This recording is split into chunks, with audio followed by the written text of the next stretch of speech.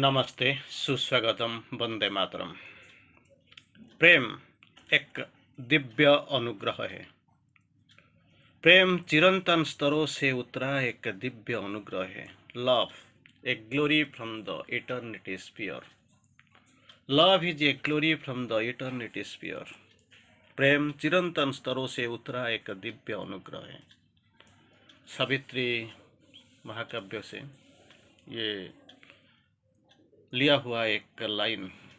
इसमें हम देखते हैं प्रेम का स्वरूप क्या है, ओरिजिनली प्रेम का स्वरूप क्या है, और हम प्रेम को किसी रूप में देखते हैं, किसी रूप में पाते हैं और किसी रूप में उपयोग करते हैं। That is a beautiful comparison. और हम मास्टर्स राइटिंग श्री अरविंदो के महान महाकाव्य सावित्री से ये लाइन है, ग्रेट लाइन, महान लाइन को लेके हम थोड़ा चिंतन करेंगे आज जैसे एक शुभ अवसर पर।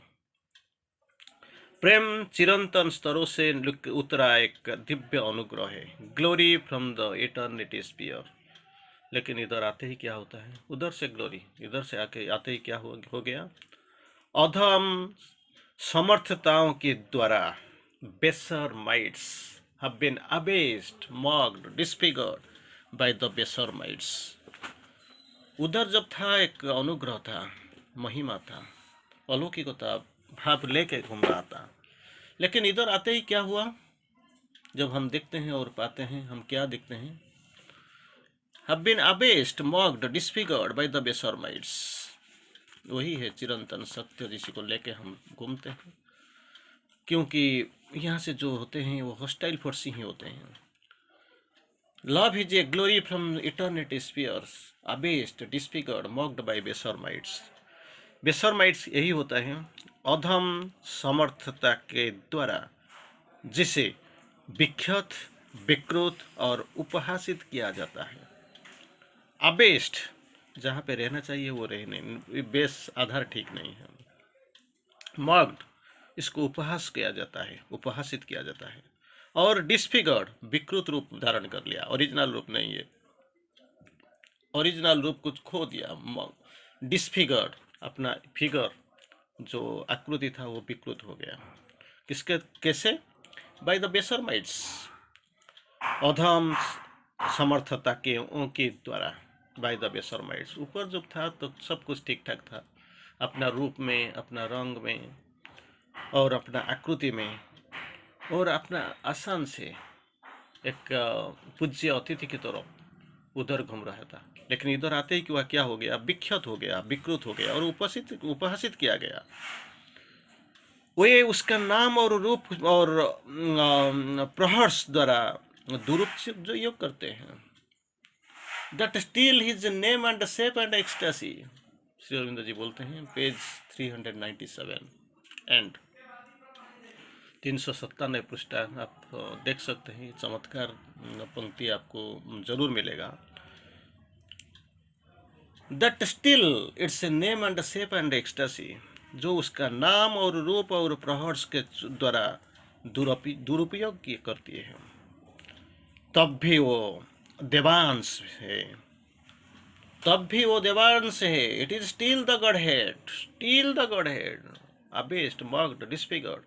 वो भी हो गया, जैसे विख्यात हो गया, विकृत हो गया, उपहासित हो गया, अपने नाम और रूप और प्रहर्ष का द्वारा दुरुपयोग भी हो गया।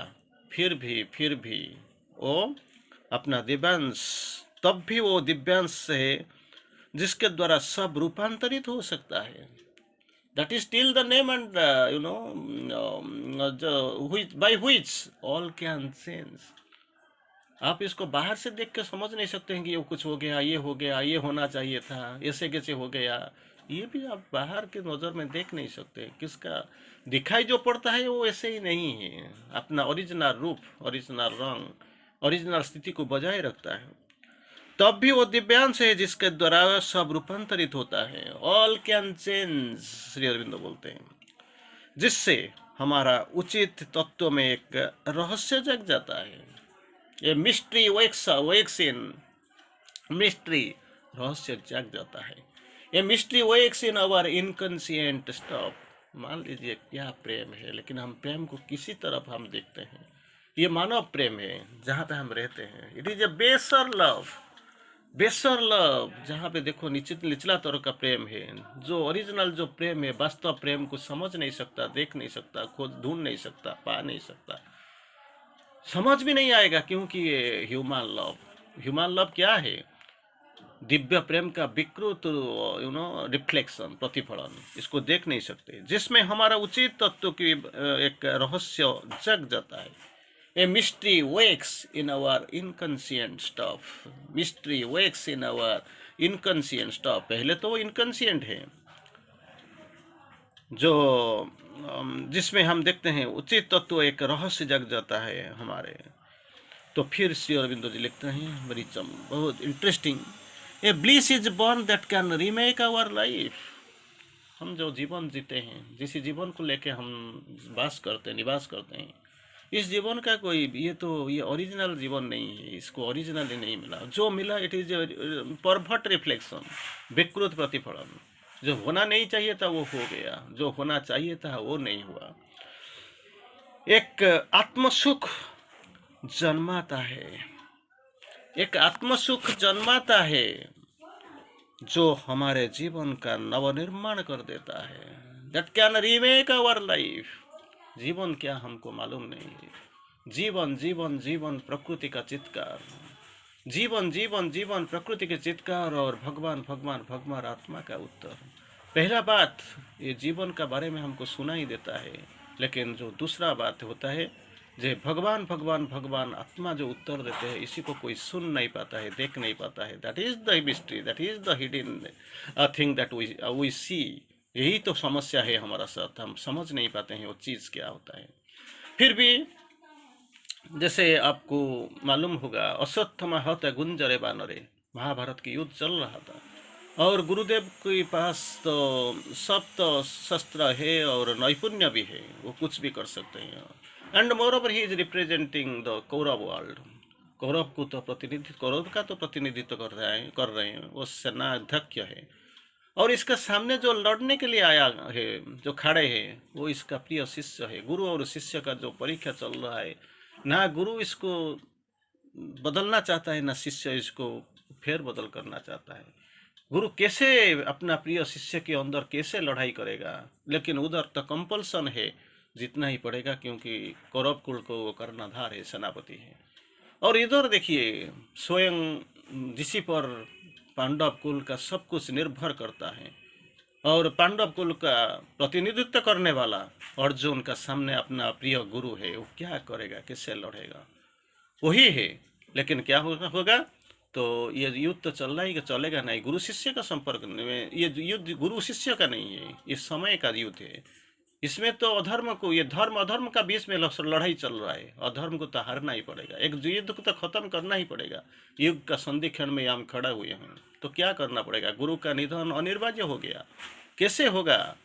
तो भगवान सोचते हैं, जो इसका प्रिय शिष्य, गुरुदेव का प्रिय शिष्य, प्रिय संतान अश्वत्थामा, एक हस्ती युद्ध क्षेत्र में था, इसका नाम था अश्वत्थामा।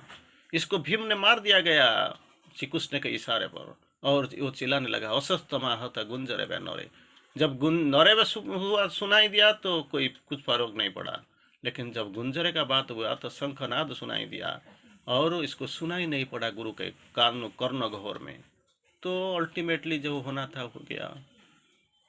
जैसे अपना अकेला एकमात्र संतान को खोकर कोई कौन जाता है लड़ाई करने के लिए, संग्राम करने के लिए। फिर भी उधर देखो भीम ताच्छल्य करते हैं, तो वो ताच्छल्य के जवाब तो दे नहीं सकता, क्योंकि इधर तो सब अपना पुत्र का बात है। वो अस्त्र फेंक देते हैं और बैठ जाते हैं, थोड़ा अपना ध्यान में बैठ जाते हैं, और बाकी काम तो जो होना था हो गया। That is what inevitable he was beheaded. ऐसे ही होता है। एक आत्मसुख जन्मता है, जो हमारे जीवन का नवनिर्माण कर देता है। Remake our world, it can remake, नवनिर्माण कर देता है वो जीवन का। और प्रेम हमारे अंतर एक अप्रस्फुटित पुष्प सम बसता है। Love dwells in us like an unopened flower. अनओपन, खुला ही नहीं, अप्रस्फुटित फूलों की भांति फूलों पुष्प सम बसता है। कहाँ पे? प्रेम हमारा अंतर में है, लेकिन हमारा अंतर में, अंतर के अंदर, लेकिन जो हम देखते हैं बाहर में वो उधर कुछ भी नहीं है। ये जो फूल देखते हैं, जो फूल खिलता है, ये कुछ नहीं है। हमारे अंतर एक अप्रस्फुटित पुष्प सम बसता है। Dwells in us, dwells not that temporarily आके चला नहीं, जाने जाता ही नहीं। डुएल्स, घर बना के बैठा हुआ है। प्रेम हमारे अंतर में एक अप्रस्फुटित पुष्प सम बसता है। Love dwells in us like an unopened flower. कब तक बैठता है? कब तक बैठता है? कैसे बैठता है? यह अंतरात्मा की एक तत्कालीन मुहूर्त की प्रतीक्षा करता है। जैसे आसमान पर जब सूरज का उदय होता है तो पद्म अपने को खोल देता है। सूर्य उदित पद्मं विकसति। सूर्य का आते ही पद्म अपने कड़ियों से निकल आता है, खोल देता है और अपने समर्पित, खुद को समर्पित कर देता है अपना प्राण प्रिय भगवान के पास, प्रेमिक के पास। चंद्र उदिते कुमुदम विकसति। जैसे आकाश में, आसमान में जब चंद्रमा का आगमन हो जाता है तो नीचे रहने वाला जो कुमुद अपना लिली खोल देता है, क्योंकि इसके लिए तो आया है। इसके जीवन की सार्थकता तो वही है, प्रेमी के पास आत्मनिवेदन कर देना, मिल जाना, लीन हो जाना, वही इसी के लिए तो आए हुए हैं। तो इधर ही क्या होता है, अंतरात्मा की एक तत्कालीन मुहूर्त की प्रतीक्षा करता है। Awaiting a rapid moment of the soul. Rapid moment कैसे आएगा? तत्कालीन मुहूर्त की प्रतीक्षा करता है। वो अपनी मोहनिद्रा के में बस है, विचारों और वस्तुओं की मध्य रमता है। बड़ा चमत्कारी चीज है। और he roams in his charmed sleep mid thoughts and things. Mid thoughts and things, अपने मोहनिद्रा की बस है, विचारों और वस्तुओं की मध्य रमता है। वो बाल देवता क्रीड़ा में मग्न अपने को खोजता है। The child god is at play, he seeks himself. क्रीड़ा करता है, वो क्रीड़ा में मग्न हुआ है। ये बाल देवता क्रीड़ा में मग्न अपने को खोजता है, खोज करता है। फाइंडिंग, सर्चिंग फॉर हिमसेल्फ, खुद को सीक्स हिमसेल्फ।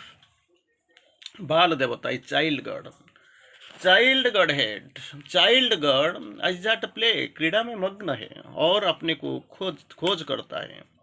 स्वयं को अपने हृदय और मनो और जीवित आकारों में खोजता है। कैसे खोजता है? In many hearts and minds and living forms. In many heart, स्वयं को अनेक हृदय और मनो और जीवित आकारों में खोजता है। That is what the blessing of love, that is the greatness, magnanimity of love. प्रेम का तो वही संदेश है हमारे लिए, आपके लिए और दुनिया के लिए। यही तो प्रेम का ठिकाना है। जिसको हम प्रेम बोलते हैं वो मानव प्रेम है। अभी है तो आधा घंटे के बाद आप नहीं पाएंगे। शादी कर लेते हैं तो 7 जन्म जाएंगे, वादा कर देते हैं, लेकिन आते ही क्या हो जाता है, इसको मार देते हैं। मारने का और भागने का चक्कर में आप रहते हो। यही तो जीवन है जिसी को लेके हम चलते हैं। लेकिन इधर जो बोलते हैं, जो भगवत प्रेम, जो दिव्य प्रेम है, इसका आकार कुछ अलग है। उधर जब था, ऊपर में था, अपर पेरीफेरी, हायर हेमिस्फीयर ऊपर में था, तो वो सब कुछ ठीक ठाक था। लेकिन इधर आते ही क्या हुआ, विकृत हो गया और विख्यात हो गया, उपहासित हो गया। नाम और रूप और प्रहर्ष का दुरुपयोग हो गया। फिर भी इसका रूपांतरित करने का क्षमता अक्षुण्ण है। आत्मसुख जन्माता है, जीवन को नवनिर्माण करता है। प्रेमारा हमारा एक, जैसे बोलते हैं, एक चमत्कार, it is a comparison, beautiful image Shri Aurobindo has given. अप्रस्फुटित फूल पुष्पसम, अनओपन्ड फ्लावर, इनते प्रतीक्षा कर रहा है किसी का ना। अंतरात्मा का एक तत्कालीन मुहूर्त तक आने तक वो प्रतीक्षा करता है। अपना मोह निद्रा के में बसे, विचारों और वस्तुओं के बीच में रमता है। बाल देवता क्रीड़ा में मग्न है, जो अपने आप को खोजता है और स्वयं को एक हृदय और एक मन में जीवित आकारों किसमें खोजता है। That is what the greatness of love. वही तो प्रेम है। और ये प्रेम का वही तो संज्ञा है जिससे ओरिजिनल प्रेम विकृत है, विख्यात है, उपहासित है, लेकिन ओरिजिनलिटी को कोई नहीं छोड़ा। इसको सब जानते हैं मेरा मैं कौन हूँ और किस लिए आया हूँ। ठीक है, अभी वार्ता को विराम देंगे और नेक्स्ट क्लास तक अपेक्षा करेंगे। वंदे मातरम। धन्यवाद।